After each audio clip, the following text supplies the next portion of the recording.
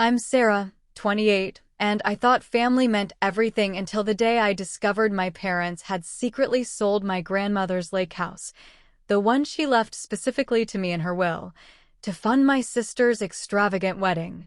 Standing in that empty living room where I'd spent every childhood summer, holding the forged documents with my signature, I realized blood doesn't guarantee loyalty. What they didn't know was that Grandma Rose had taught me more than just how to fish in that lake. She'd taught me how to fight back, and the war they started was about to cost them everything they held dear. Before we dive into this family betrayal saga, I need to know, what do you think happened next? Did I let them get away with stealing my inheritance, or did I serve them the kind of justice that would make Grandma Rose proud? Drop your predictions in the comments, hit that like button if you're ready for some serious family drama, and don't forget to subscribe because this revenge story is going to take you on a roller coaster you won't believe.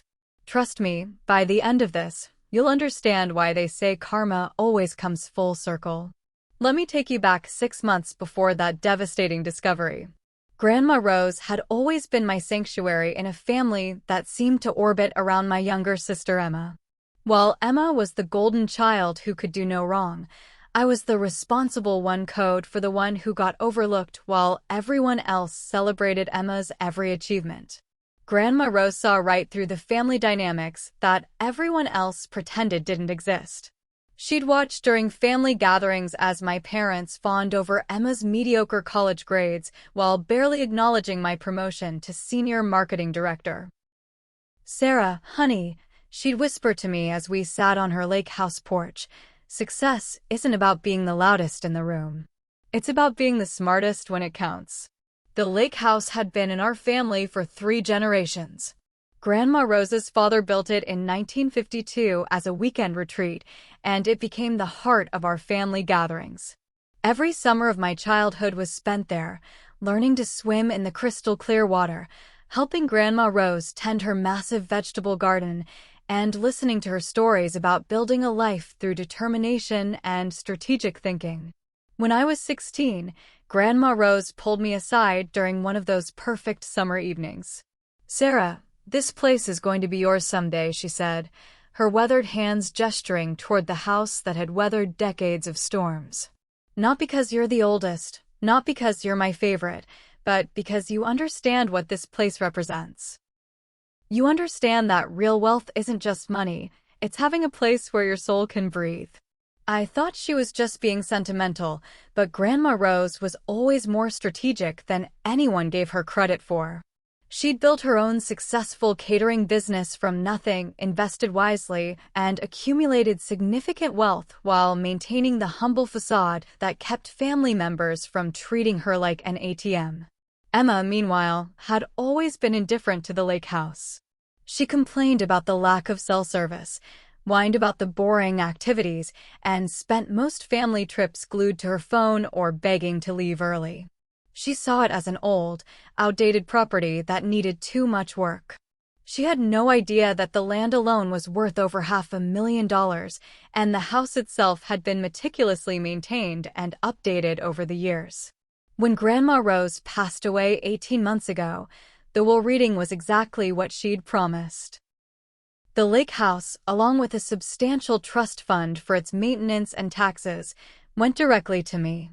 The rest of her estate was divided among other family members, with Emma receiving a generous cash inheritance and my parents getting enough to pay off their mortgage. Everyone seemed satisfied with the arrangement initially. My parents congratulated me, Emma seemed happy with her cash windfall, and I thought we'd finally reached a point where I'd received the recognition I deserved. I should have known it was too good to last.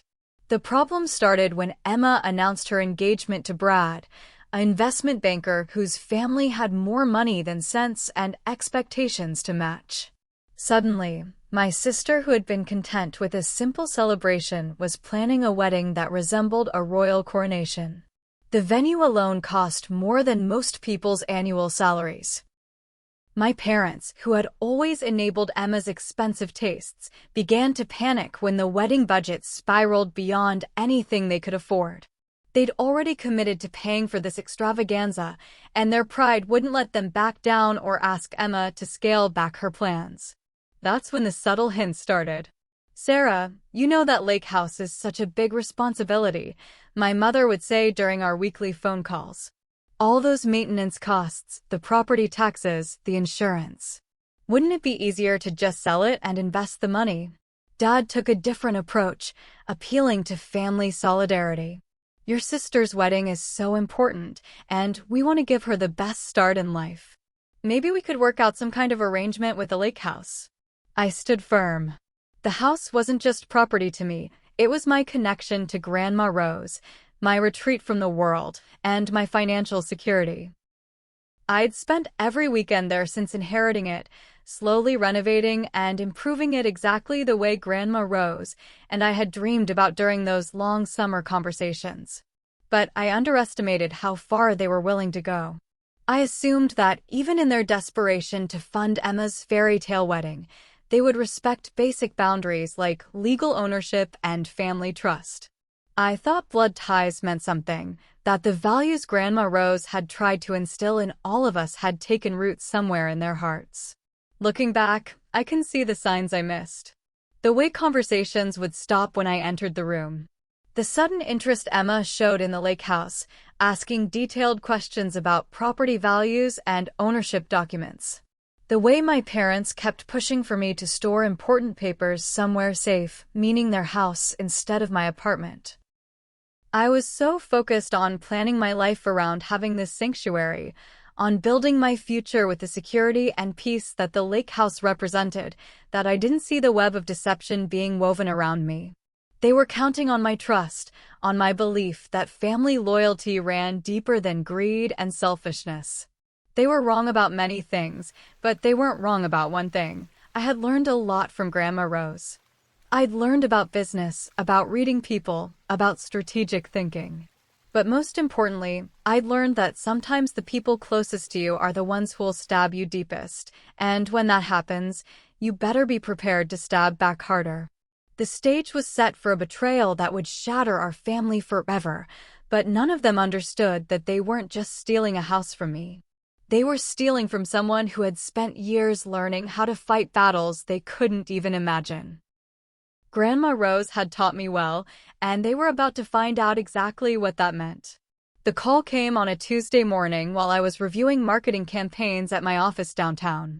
It was Janet Holloway, the longtime family friend who worked as a real estate agent in our small lakeside community. "Sarah, honey, I'm so confused."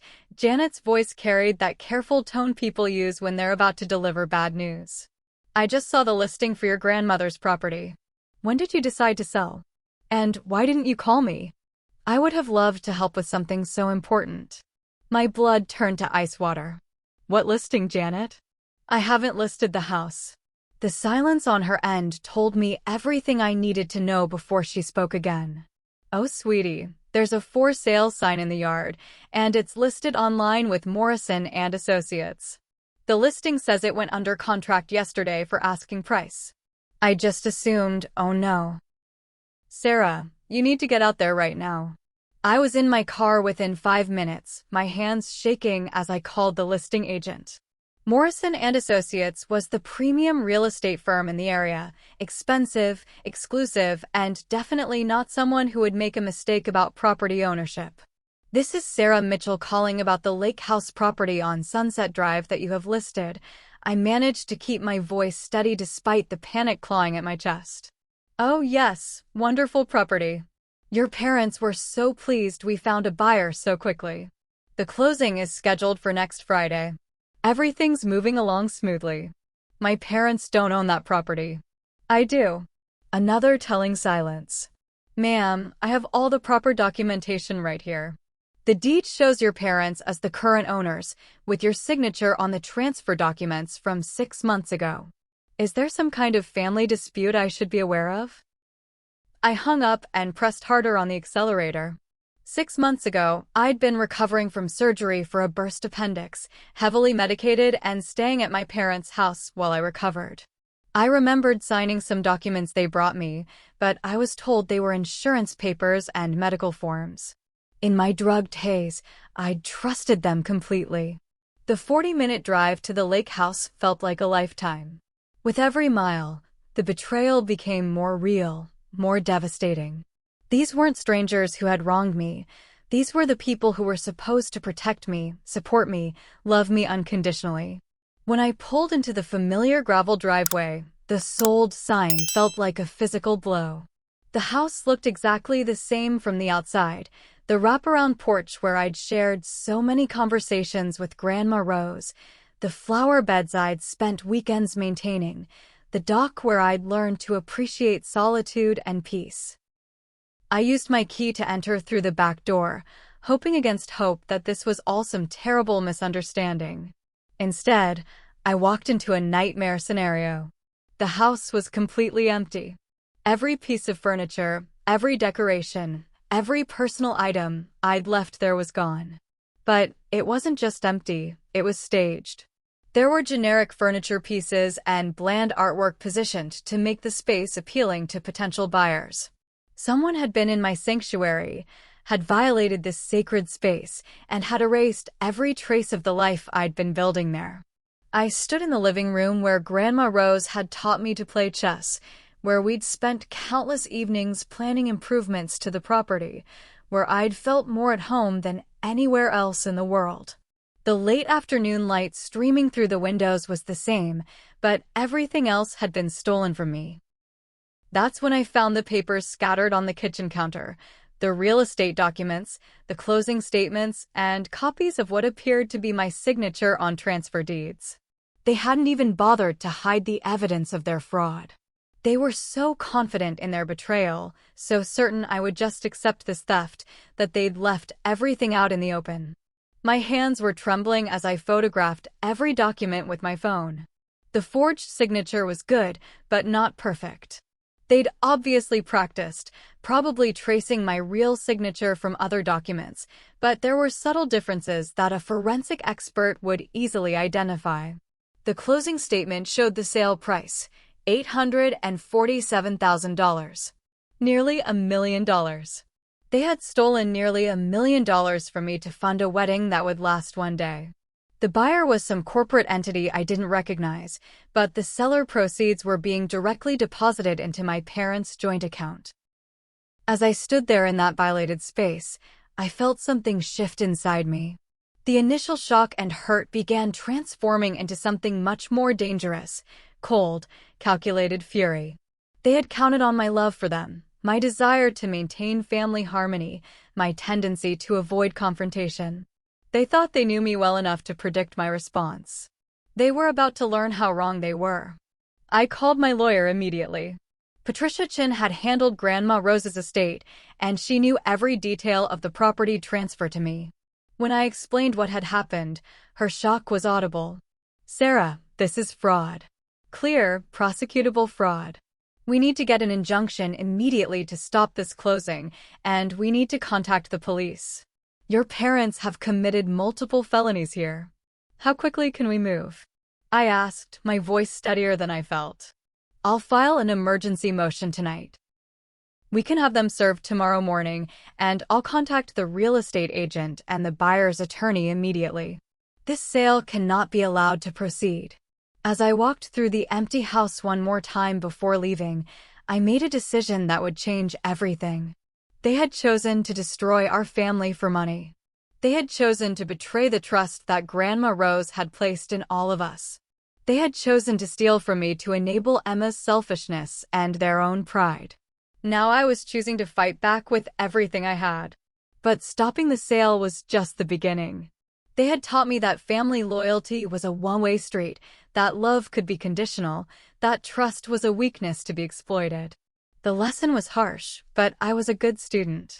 They thought they were dealing with the same Sarah who had always been the peacekeeper, who had always put family harmony above her own interests, who had always taken the high road even when others went low.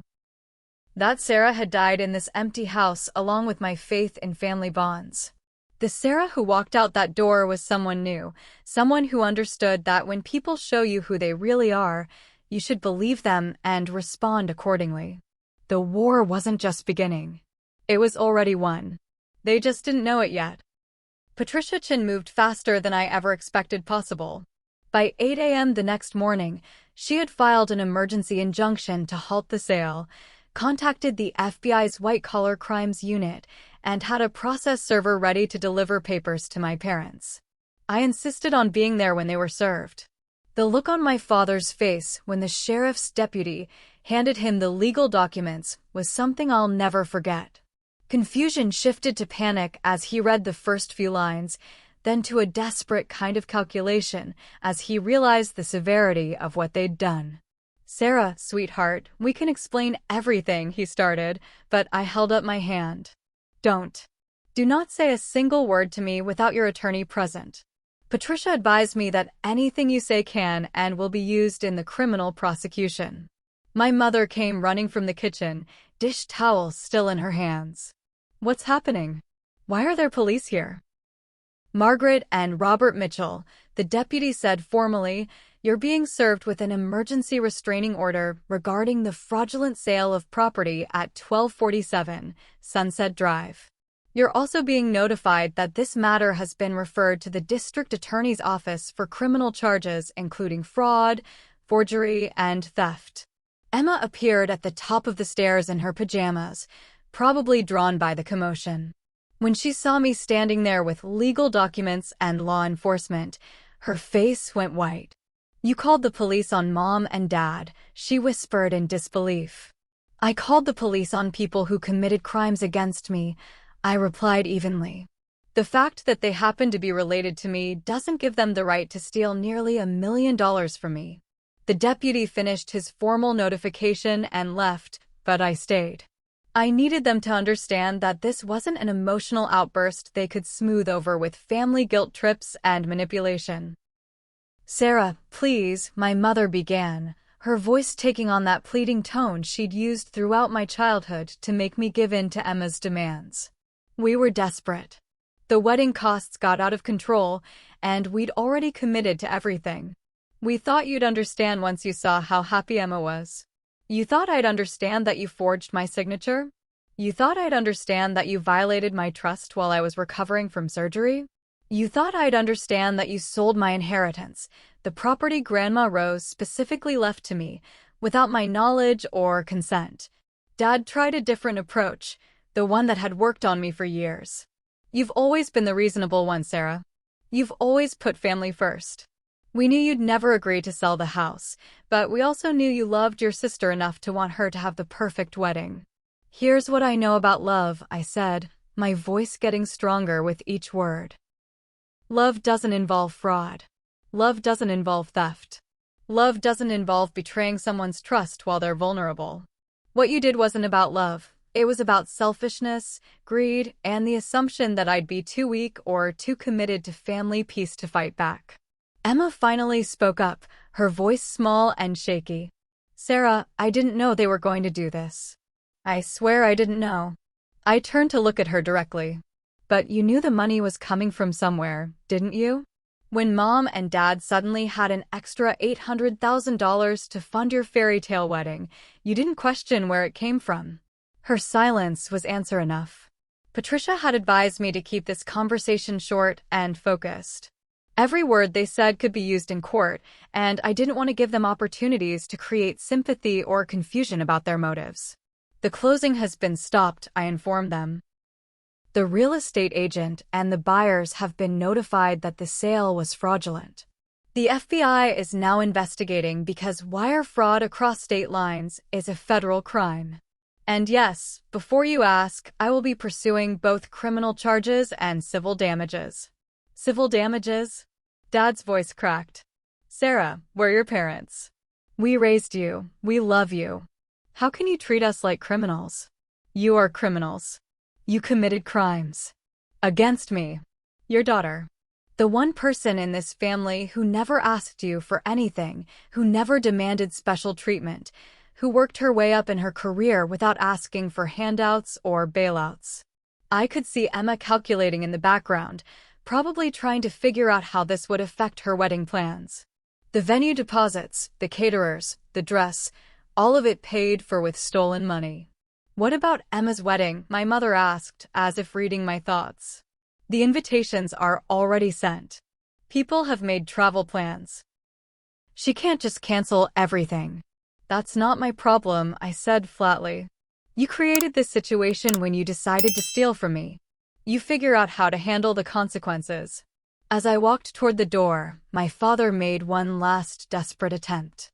"Sarah, if you do this, if you actually send your own parents to prison, this family will never recover. Is that really what you want?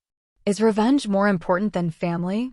I paused at the door and turned back to face all three of them.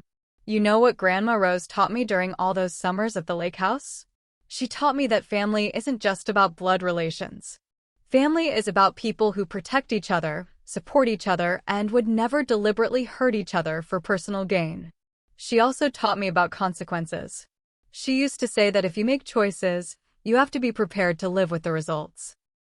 You made your choices when you decided to forge my signature and steal my property. Now you get to live with the results. And, just to be clear, this isn't about revenge. This is about justice. There's a difference. Revenge would be doing to you what you did to me. Justice is making sure you face the legal consequences of your crimes and that I recover what was stolen from me. The next few days moved like a whirlwind. The buyers, when they learned about the fraud, immediately withdrew their offer and demanded return of their earnest money. The real estate agent, horrified to discover they'd been unwittingly involved in a crime, provided full cooperation with the investigation. Patricia filed additional civil suits for damages, including emotional distress, lost rental income from the property, and legal fees.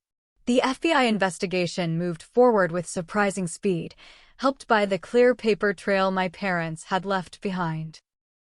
But the most satisfying moment came when I got the call that the court had granted my request for immediate possession of the property. I could return to the lake house, reclaim my sanctuary, and begin the process of undoing the violation they had committed. As I drove back out to the lake for the first time since discovering the betrayal, I felt something I hadn't experienced in weeks: peace. Not because the legal battle was over, it was just beginning. But because I had finally learned the lesson Grandma Rose had been trying to teach me all along. Sometimes the people who claim to love you the most are the ones who will hurt you the deepest. And when that happens, you don't owe them forgiveness, understanding, or mercy. You owe yourself justice. You know, as I'm telling you this story, I can't help but think about how quickly everything can change.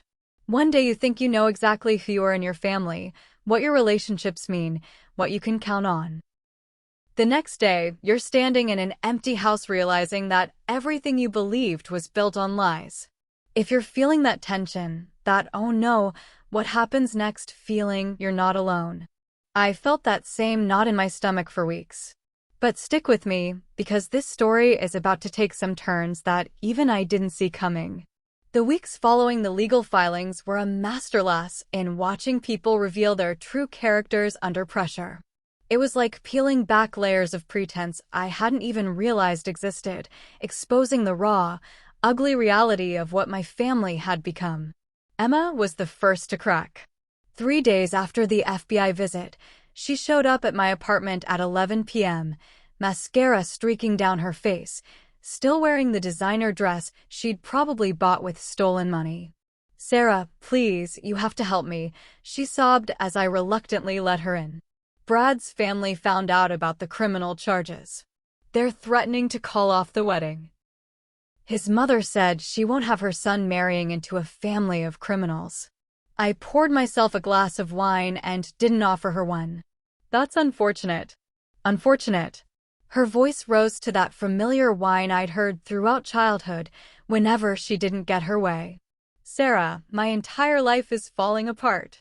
Do you understand what this means? I've been planning this wedding for 2 years. Everything is perfect. And now you're going to ruin it because you're mad about some old house. Some old house." The wine glass trembled in my hand as I set it down carefully. "Emma, do you have any idea what that property meant to me? Do you remember a single conversation we had with Grandma Rose about why she was leaving it to me?" "I remember her playing favorites like she always did," Emma shot back, "and there it was, the jealousy and resentment she'd been hiding for years. You were always her special little granddaughter. You got all the attention, all the praise, and now you get the house too. Some of us had to settle for whatever scraps were left over. The honesty was refreshing, even if it was ugly. So you knew. You knew they were stealing from me, and you didn't care because you thought you deserved it more. I didn't know they were going to forge anything, she said, but her eyes wouldn't meet mine. I just knew Mom and Dad found a way to help me have the wedding I deserved. I didn't ask questions because I didn't want to know the answers.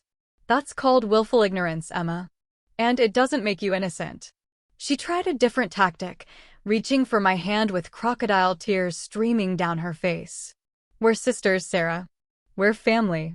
Doesn't that mean anything to you anymore? It meant everything to me, I said quietly. Until you all taught me that it meant nothing to you. What happened next was something I hadn't expected.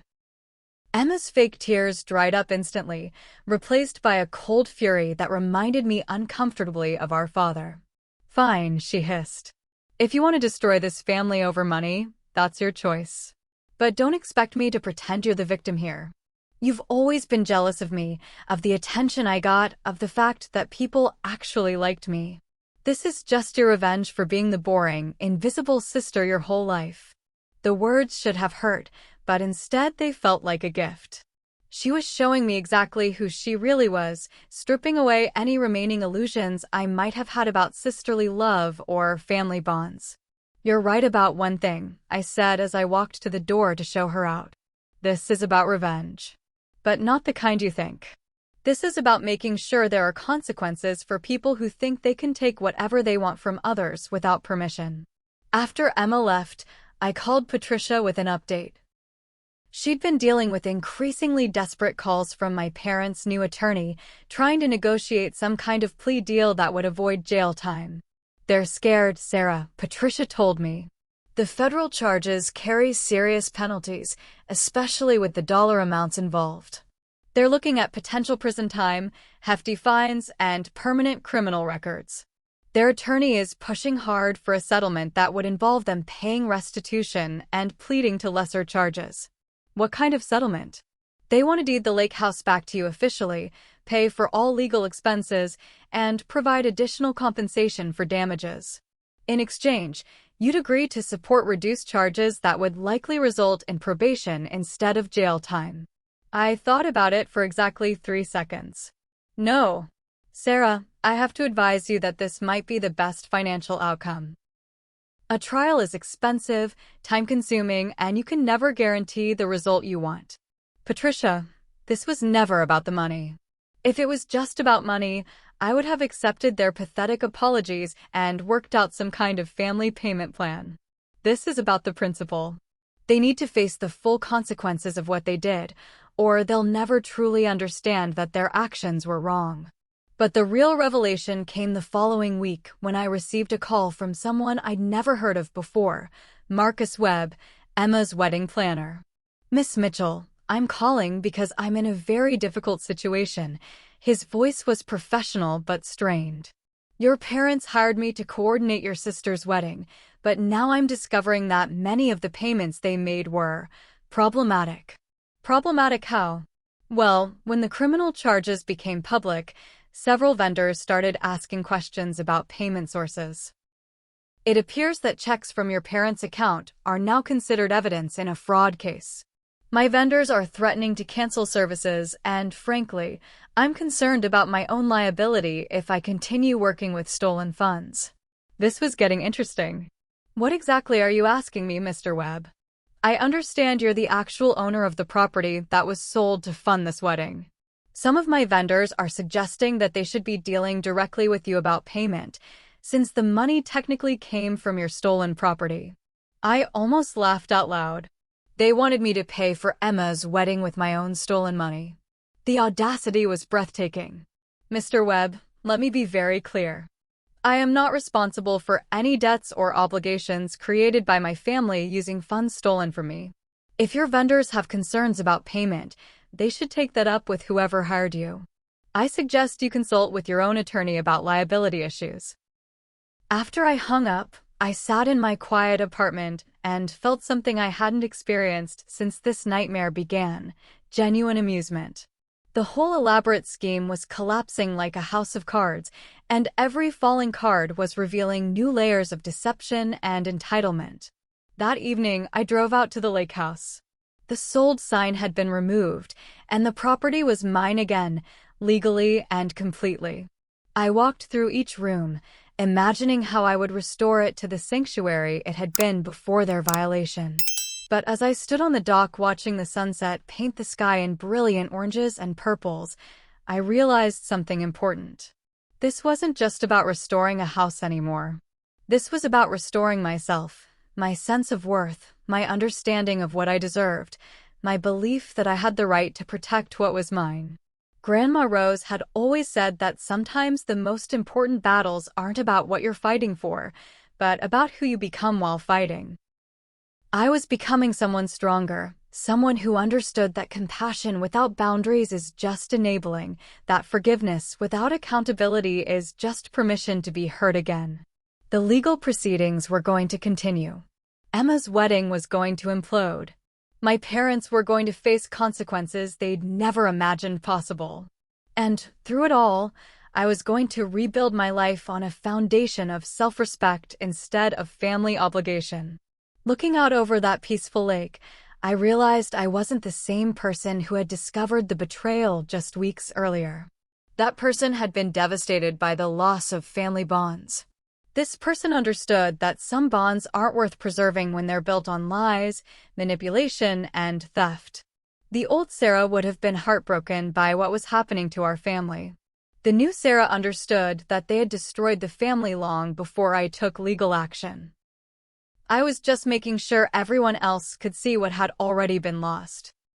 2 weeks before Emma's scheduled wedding date, the cascade of consequences reached critical mass. It started with a call from the venue manager that I heard about through my mother's increasingly frantic voicemails. "Sarah, please call me back." Her voice was raw from crying. "The Grandview Country Club is demanding full payment immediately, or they're going to cancel everything. The catering company wants cash up front. The florist is threatening to keep the deposits and not deliver. Please, we need to talk." I didn't call back. Instead, I called Patricia to get an update on the criminal case. "The FBI finished their investigation," she reported. "They're recommending prosecution on all counts. Your parents are looking at significant federal charges, and the evidence is overwhelming. The forged documents, the timing while you were recovering from surgery, the clear intent to defraud.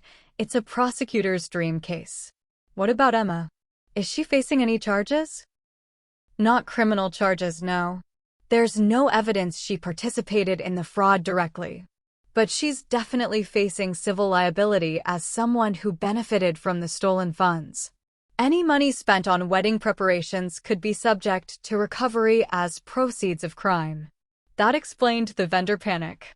Word had gotten out in their small professional community that the wedding was funded with stolen money, and no one wanted to be left holding the bag when the legal consequences hit.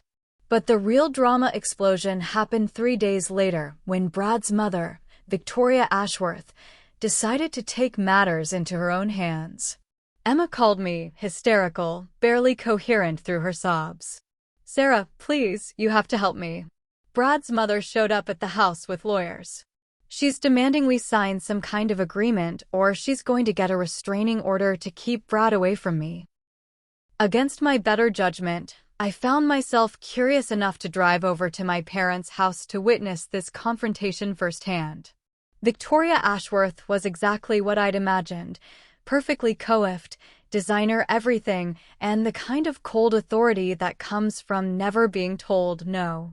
She was standing in my parents' living room with 2 attorneys, facing my parents and Emma like she was conducting a hostile takeover. Sarah," she turned toward me as I entered. "I assume you're the family member with some sense. Perhaps you can explain to your sister that my son will not be marrying into a family of criminals." Emma was curled up in the corner of the couch like a wounded animal, still in her pajamas at 3 p.m., mascara-stained tissues scattered around her like evidence of a breakdown. Mrs. Ashworth, I said carefully, I'm not involved in wedding planning. You'll need to discuss this with the people who are actually responsible. Oh, but you're involved. One of her attorneys interjected, consulting a tablet. Our investigation shows that you're the actual victim of the fraud that funded this wedding. Every dollar spent on wedding preparations was stolen from you.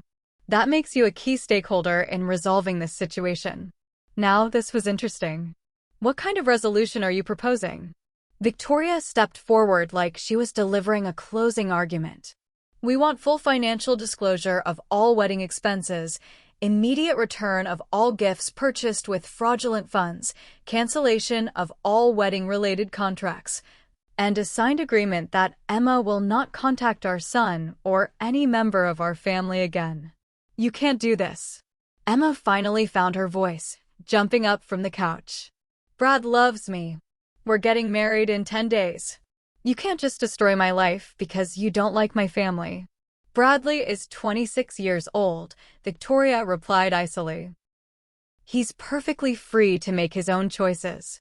However, he's also free to understand the full consequences of those choices, including the fact that his trust fund, his position in the family business, and his inheritance are contingent upon making decisions that reflect well on the Ashworth name. My mother tried to jump in with damage control. Mrs. Ashworth, surely we can work something out. This whole situation has been blown out of proportion. Family disagreements happen, but they don't have to ruin young people's lives. Family disagreements. Victoria's laugh was sharp enough to cut glass. Mrs. Mitchell, your husband and you committed federal crimes to fund your daughter's wedding. You forged documents, stole nearly $1 million, and involved my family in your criminal enterprise without our knowledge.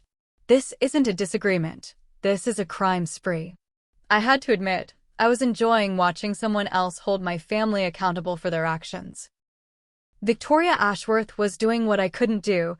She was making them face social consequences in addition to legal ones. Emma made one final desperate play. Sarah, please. I know we've had our differences, but we're sisters. You can stop this.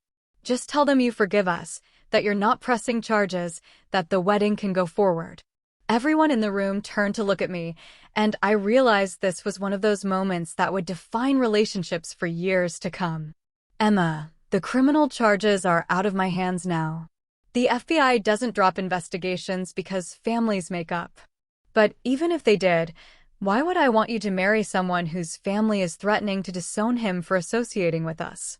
Why would you want to start a marriage with that kind of foundation? Because I love him, she screamed, finally showing some real emotion instead of self-pity. Because this was supposed to be my perfect day. Because I deserve to be happy. You deserve exactly what everyone else deserves, I said quietly. You deserve the consequences of your choices. You chose not to ask questions when Mom and Dad suddenly had hundreds of thousands of dollars to fund your dream wedding.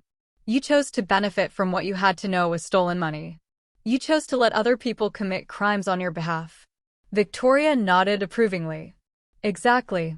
And Bradley is choosing not to tie his future to someone who makes those kinds of choices. The room fell silent except for Emma's increasingly desperate sobs. My parents sat frozen, probably calculating how much worse this could get for them. Then Victoria delivered the final blow. We've also retained a forensic accountant to trace every dollar spent on wedding preparations. Any vendors who received fraudulent payments will be receiving letters from our attorneys. We're prepared to file civil suits to recover any funds that can't be returned voluntarily. As Victoria and her lawyers swept out of the house like a perfectly coordinated legal strike force, Emma collapsed completely. My life is over, she whispered. My wedding is ruined, Brad won't even take my calls, and everyone in town knows what happened. How am I supposed to face anyone ever again? For the first time since this began, I felt a tiny flicker of sympathy for her. She was spoiled, entitled, and had made terrible choices, but she was also 24 years old and watching her entire world crumble. Emma, I said gently, your life isn't over. Your fairy tale is over. There's a difference. She looked up at me with red-rimmed eyes. What's the difference? The difference is that fairy tales are based on fantasy. Real life is based on choices and consequences. You can build a real life if you start making different choices. But even as I said it, I could see in her expression that she wasn't ready to hear it. She was still looking for someone else to fix this, someone else to blame, someone else to make it all go away. My parents, meanwhile, were discovering that their problems extended far beyond criminal charges. Word of the fraud had spread through their social circles, and the shame was eating them alive. Dad had been asked to step down from the church board. Mom had been quietly disinvited from her book club. Their neighbors crossed the street to avoid conversations. The life they'd built, the reputation they'd cultivated, the community standing they'd enjoyed, all of it was evaporating because they'd chosen to commit crimes rather than tell their daughter she couldn't have her dream wedding. The criminal trial began 4 months after the discovery. By then, Emma had moved back in with my parents. Brad was engaged to someone from his mother's social circle, and the vendor lawsuits were piling up like autumn leaves. I sat in the federal courthouse watching my parents stand before a judge to enter their pleas. Dad looked like he'd aged 10 years in 4 months. His hair had gone completely gray, his suits hung loose on his diminished frame, and his hands shook slightly as he signed documents. Mom was trying to maintain dignity, but the strain showed in every line of her face. She kept glancing back at me in the gallery, and I could see her still hoping for some sign that I might change my mind, might find a way to make this all go away. Their attorney had advised them to plead guilty to reduce charges in exchange for cooperation and restitution. The federal prosecutor had agreed to recommend probation instead of prison time, provided they made full financial restitution and accepted responsibility for their crimes.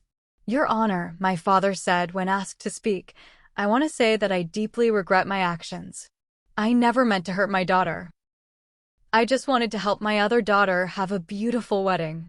The judge was not impressed. "Mr. Mitchell, you committed fraud, forgery, and theft against your own daughter while she was recovering from surgery. The fact that you used the proceeds to fund a party doesn't minimize the seriousness of your crimes." My mother's statement was worse. "Your Honor, I hope you can understand that as a mother. I just wanted both my daughters to be happy. Sometimes parents have to make difficult decisions for the good of the whole family." I actually gasped audibly. Even standing before a federal judge, facing criminal conviction, she was still trying to frame stealing from me as some kind of noble sacrifice for family harmony. The judge's response was swift and sharp. "Mrs. Mitchell, there is nothing noble or family-oriented about committing crimes against your own child. Your actions show a fundamental lack of understanding about right and wrong, and I'm concerned that you still don't grasp the seriousness of what you did." The sentencing was scheduled for 6 weeks later, but the legal consequences were just the beginning of their reckoning. Emma's meltdown had evolved from dramatic to genuinely concerning. She'd lost significant weight, rarely left the house, and had developed what appeared to be a genuine anxiety disorder around facing people who knew about the scandal. One afternoon, she showed up at the lake house while I was painting the front porch. She looked fragile and hollow, like a shadow of her former self. "Can we talk?" she asked quietly. I gestured to the porch steps, and we sat together in silence for several minutes, watching the lake reflect the afternoon sky. "I've been thinking about what you said," she finally began. "About fairy tales versus real life. And I think I spent so long believing I deserved a perfect life that I never learned how to build a real one." It was the first genuinely honest thing she'd said to me in years. "Emma, you're 24. You have your whole life ahead of you. This doesn't have to define you forever. But how do I move forward when everyone knows what happened? How do I face people? How do I trust my own judgment when I was so wrong about everything?" I thought about Grandma Rose, about the conversations we'd had about resilience and starting over. Grandma Rose used to say that rock bottom is a solid foundation to build on if you're willing to do the work. What kind of work? The kind where you figure out who you actually are instead of who you think you should be. The kind where you make decisions based on your own values instead of what other people expect. The kind where you take responsibility for your choices instead of expecting other people to fix your problems. Emma nodded slowly. I don't know how to do that. I've never had to. Then maybe it's time to learn. Over the following weeks, something unexpected happened. Emma started taking small steps toward accountability. She got a job at a local bookstore, not glamorous, but honest work that didn't depend on family connections or stolen money. She started therapy to deal with her anxiety and her patterns of entitlement. She even reached out to some of the wedding vendors to apologize personally for the situation. It wasn't dramatic transformation. It was slow, difficult work that involved facing uncomfortable truths about herself and her choices. But it was real in a way that her previous life had never been.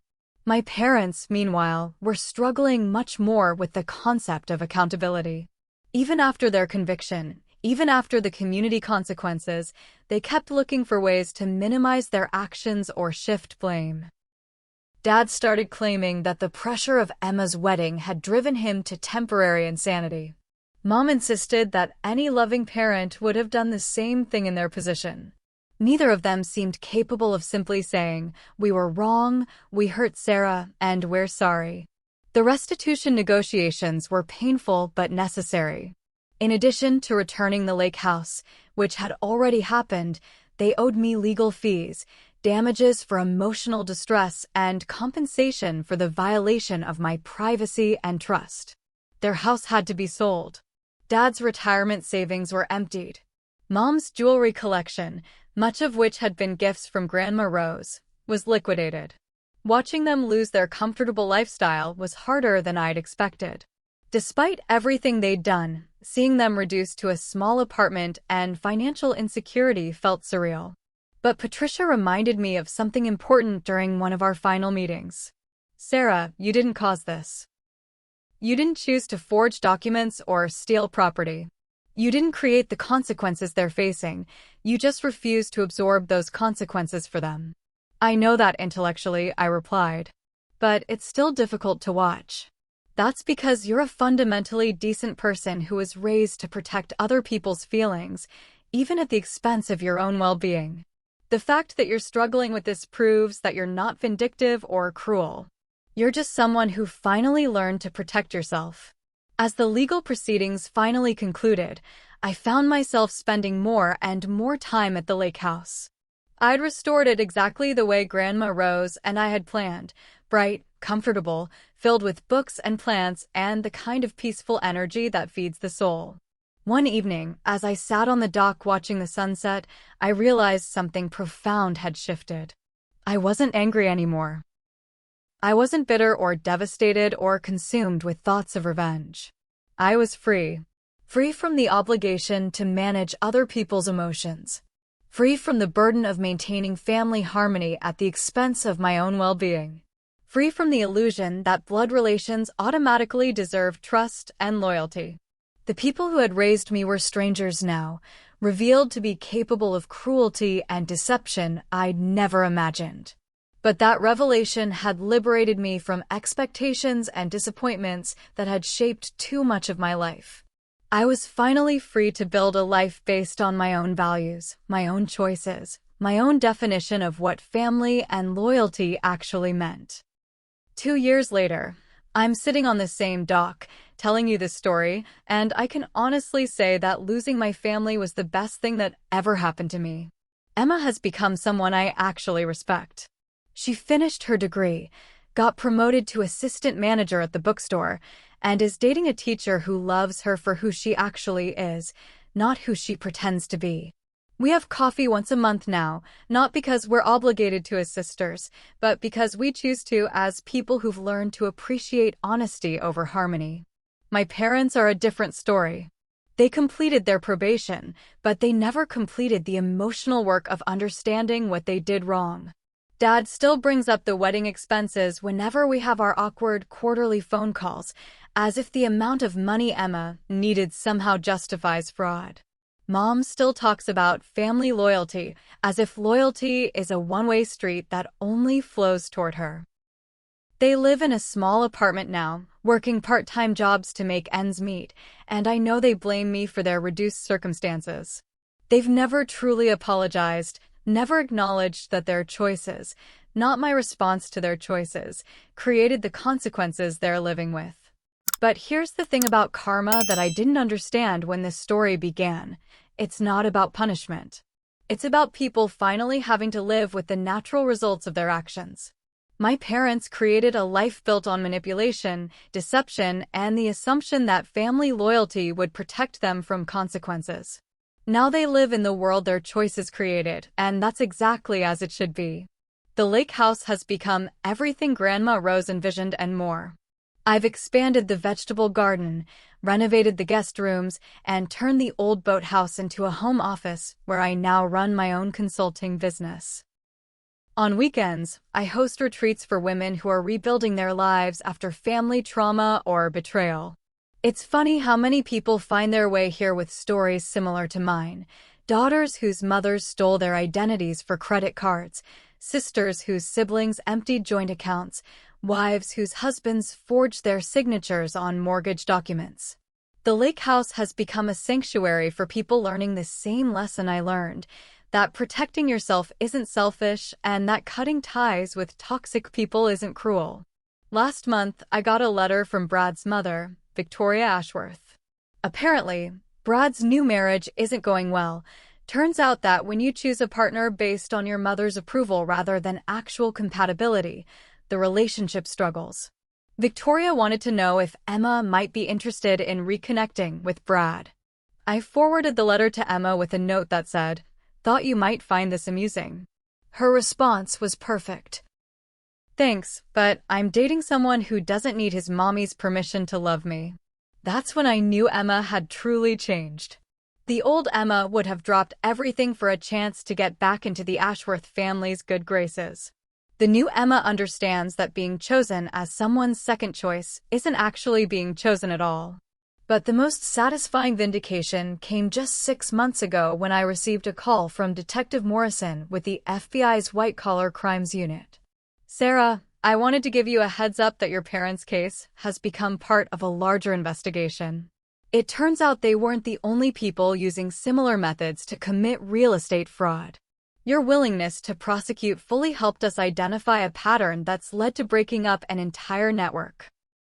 It turns out that the attorney who helped my parents forge the documents had been running similar schemes with other families, targeting properties inherited by younger family members who trusted their relatives. By refusing to accept a plea deal that would have kept the details quiet, I'd inadvertently helped expose a criminal network that had stolen millions of dollars from dozens of families. "How many other families were affected?" I asked. "We've identified at least 37 cases so far, with total losses exceeding $12 million. Your case provided the template for how these crimes were being committed and helped us understand what to look for in the other investigations." 37 other families.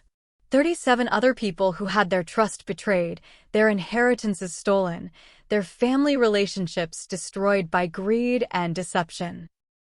And because I'd refused to keep it in the family and work things out privately, a criminal network had been exposed and stopped. That night, I called Grandma Rose's old number, the one that's been disconnected for 3 years, just to leave her a voicemail I knew she'd never receive. "Grandma Rose, I think you'd be proud of how this turned out. You always said that doing the right thing isn't always the easy thing, and that sometimes the people who claim to love you the most will test that love in the cruelest ways.